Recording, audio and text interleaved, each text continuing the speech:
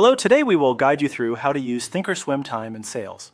By the end, you'll know exactly where to find the time and sales view inside the platform and how to read it with confidence, so you can better understand what's happening behind the quotes you see on your screen. Start by opening the Thinkorswim app or the web version and let the platform load your workspace. Once you're in, head to the trade area.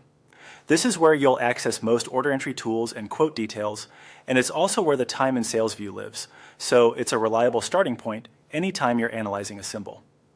Within Trade, look for the section labeled All Products.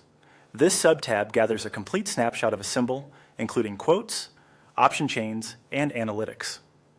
Click All Products to bring it to the front.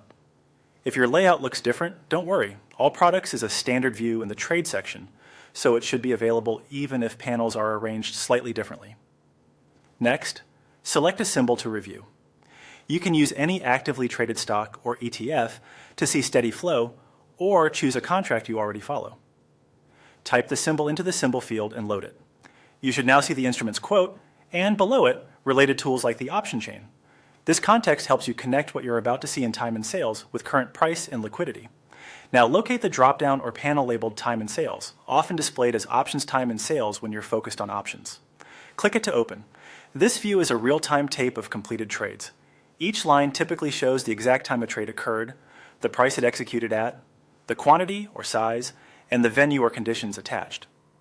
The color coding usually indicates whether trades hit closer to the bid, the ask, or in between, helping you quickly gauge buying or selling pressure at that moment.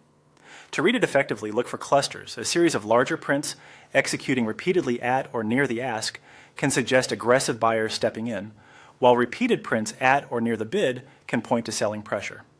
Note whether these prints come through in quick bursts or sporadically. Speed can matter as much as size. Also consider context from the quote. If spreads are tight and volume is healthy, a sequence of prints can carry more weight than in thin, wide markets. Use this tape as a complement to your chart and option chain, not a replacement. It's most helpful for confirming momentum or spotting shifts in participation. That's it. Open Thinkorswim, go to Trade, open All Products, choose your symbol, and review the time and sales stream to see the market's transactions as they happen.